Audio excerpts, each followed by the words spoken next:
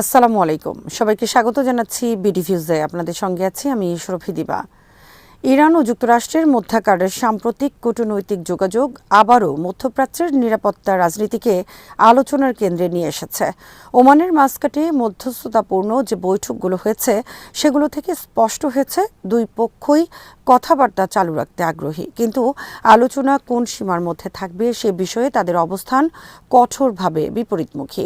ইরানের পররাষ্ট্রমন্ত্রী আব্বাস আরাকচির ক্ষেপণাস্ত্র কর্মসূচি আলোচ্য ঘোষণাটি কেবল একটি কূটনৈতিক বাক্য নয়, এটি ইরানের প্রতিরক্ষা দর্শন, আঞ্চলিক শক্তি সমীকরণ এবং যুক্তরাষ্ট্র ইসরায়েল চাপ নীতির জবাব হিসেবে দীর্ঘদিনের কৌশলগত অবস্থানের ধারাবাহিকতা। একই সঙ্গে যুক্তরাষ্ট্রের পক্ষ থেকে সামরিক উপস্থিতি জোরদার, নিষেধাজ্ঞা ও শুল্ক আরোপের ঘোষণা দেখায় আলোচনার টেবিলের বাইরে চাপের রাজনীতি চলমান থাকবে। এই দ্বৈত বাস্তবতা, সংলাপ ও চাপ ইরান যুক্তরাষ্ট্র সম্পর্ককে এমন এক পর্যায়ে নিয়ে এসেছে যেখানে বিশ্বাসের ঘাটতি, আঞ্চলিক প্রতিদ্বন্দ্বিতা এবং অভ্যন্তরীণ রাজনৈতিক হিসেব নিকেশ একে অপরকে জটিলভাবে প্রভাবিত করছে। ইরান যুক্তরাষ্ট্র আলোচনা, ক্ষেপণাস্ত্র আলোচ্য ও কৌশলগত বাস্তবতা নিয়ে ওয়াহিদ ফারুকীর প্রতিবেদন।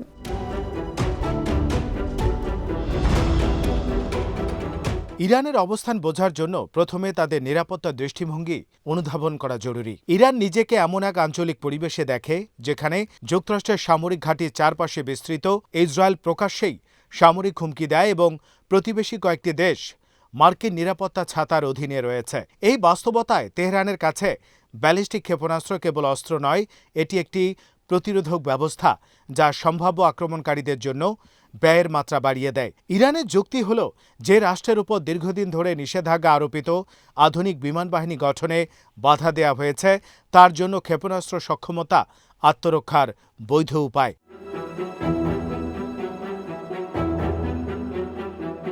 ফলে আরাকচির বক্তব্যে ডিফেন্স ইস্যু শব্দটি কৌশলগতভাবে গুরুত্বপূর্ণ।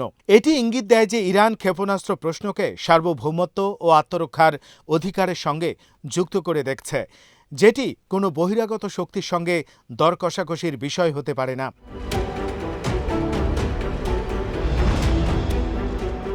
অন্যদিকে যুক্তরাষ্ট্রের দৃষ্টিতে ইরানের ক্ষেপণাস্ত্র কর্মসূচি ও আঞ্চলিক মিত্রদের প্রতি সমর্থন একই মুদ্রার দুই পিঠ। ওয়াশিংটনের নীতি নির্ধারকরা মনে করেন ইরানের ব্যালিস্টিক সক্ষমতা ও মিত্র গোষ্ঠীগুলোর সঙ্গে সম্পর্ক মধ্যপ্রাচ্যে মার্কিন স্বার্থ ও মিত্রদের জন্য হুমকি। বিশেষ করে ইসরায়েলের চাপ এখানে স্পষ্ট। ইসরায়েল বহুদিন ধরে দাবি করে আসছে যে কোনো নতুন চুক্তিতে ইরানের ক্ষেপণাস্ত্র সীমাবদ্ধতা এবং আঞ্চলিক অ্যাক্সিস সমর্থন বন্ধের বিষয় অন্তর্ভুক্ত করতে হবে। নেতানিয়াহুর আসন্ন ওয়াশিংটন সফর এই চাপকে আরও দৃশ্যমান করে তুলেছে। যুক্তরাষ্ট্রের অভ্যন্তরীণ রাজনীতিও এখানে ভূমিকা রাখছে। কঠোর অবস্থান দেখানো অনেক সময় অভ্যন্তরীণ রাজনৈতিক সমর্থন ধরে রাখার কৌশল হিসেবে ব্যবহার করা হয়।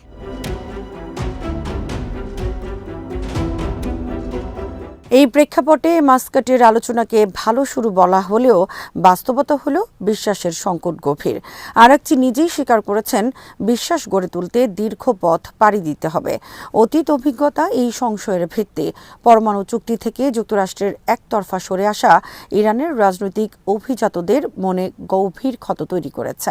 তারা মনে করে, কেবল পারমাণবিক ইস্যুতে ছাড় দিয়েও যদি অর্থনৈতিক সুফল স্থায়ী না হয়, তাহলে নতুন কোনো চুক্তির মূল্য কি? এই প্রশ্নের জবাব না পাওয়া পর্যন্ত তেহরান অতিরিক্ত ইস্যু আলোচনায় আনতে অনাগ্রহী থাকবে, এটাই স্বাভাবিক।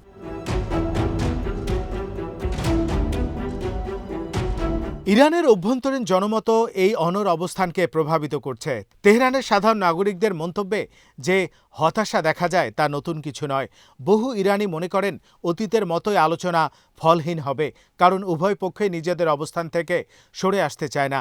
সাম্প্রতিক সরকার বিরোধী বিক্ষোভ এই সংশয়কে আরও বাড়িয়ে দিয়েছে।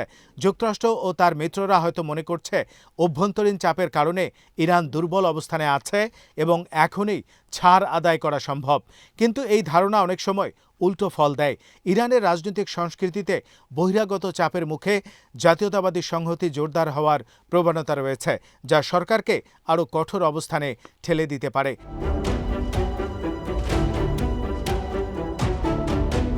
অর্থনৈতিক চাপের দিকও উপেক্ষা করা যায় না।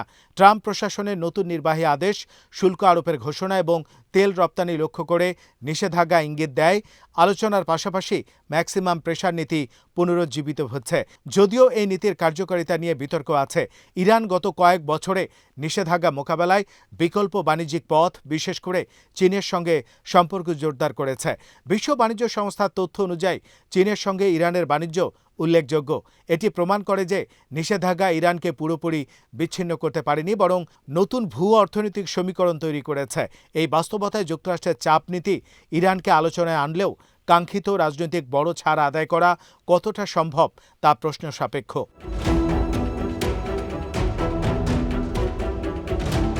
পারমাণবিক ইস্যুতে ইরানের বক্তব্য তুলনামূলকভাবে নমনীয় শোনায়।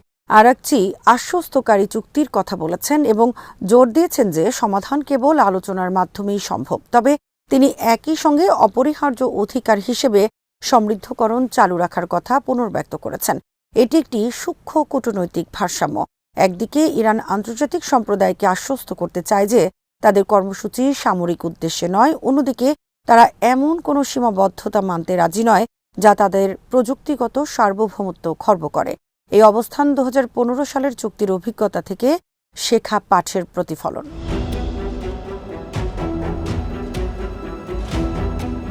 মধ্যপ্রাচ্যের সামরিক বাস্তবতা ও আলোচনার গতিপথ নির্ধারণে অত্যন্ত গুরুত্বপূর্ণ। যুক্তরাষ্ট্রের বিমানবাহী রণতরী মোতায়েন, ড্রোন ঘটনা এবং পিস থ্রু স্ট্রেংথ বয়ান এক ধরনের শক্তি প্রদর্শন। মার্কিন বিশেষ দূত স্টিভ উইটকফের বক্তব্য এই বার্তায় স্পষ্ট, সামরিক প্রস্তুতি বজায় রেখেই কূটনীতি। কিন্তু প্রশ্ন হলো, এই কৌশল কতদিন কার্যকর থাকবে? বিশ্লেষকদের মতে দীর্ঘমেয়াদে বাহিনী সর্বোচ্চ সতর্কতায় রাখা ব্যয়বহুল ও রাজনৈতিকভাবে ঝুঁকিপূর্ণ। তাছাড়া ইরান যদি সত্যি আক্রমণের মুখে পড়ে, তাহলে তারা আঞ্চলিক মার্কিন ঘাঁটিগুলোকে লক্ষ্যবস্তু করতে পারে। এই হুঁশিয়ারি সংঘাতের ঝুঁকি বহুগুণ বাড়িয়ে দেয়।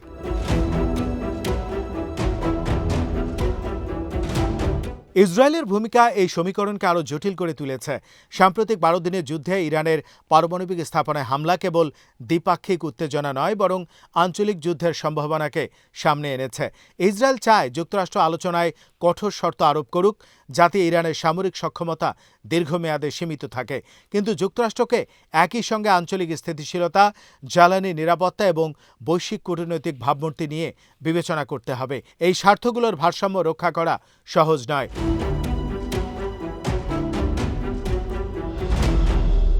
সব মিলিয়ে বর্তমান পরিস্থিতি একটি কূটনৈতিক দ্বিধার প্রতিচ্ছবি। একদিকে উভয় পক্ষই সরাসরি সংঘাত এড়াতে চায় এবং আলোচনার দরজা খোলা রাখতে আগ্রহী, অন্যদিকে তারা এমন রেড লাইন টেনে রেখেছে যা সমঝোতার জন্য জায়গা সংকুচিত করছে। ইরানের জন্য ক্ষেপণাস্ত্র কর্মসূচি জাতীয় নিরাপত্তার মূল স্তম্ভ। যুক্তরাষ্ট্র ও ইসরায়েলের জন্য সেটি প্রধান উদ্বেগ। এই মৌলিক বিরোধ না মিটিয়ে ফেললে টেকসই চুক্তি হওয়া অত্যন্ত কঠিন।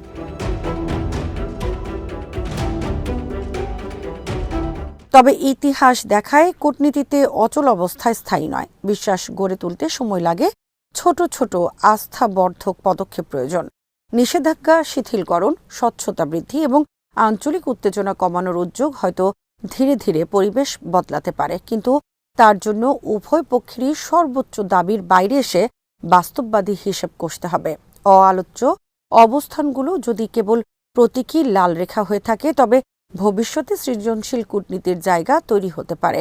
আর যদি সেগুলো অটল থাকে, তাহলে মধ্যপ্রাচ্য আরও দীর্ঘ সময় অনিশ্চয়তা ও সংঘাতের ছায়ায় থাকবে। আজ এখানেই শেষ করছি। সবাই ভালো থাকুন, সুস্থ থাকুন আর দেখতে থাকুন বিডিফিউজ। চ্যানেলটি ভালো লাগলে সাবস্ক্রাইব করুন। সংযুক্ত থাকুন আমাদের ফেসবুক পেজে। আল্লাহ হাফেজ।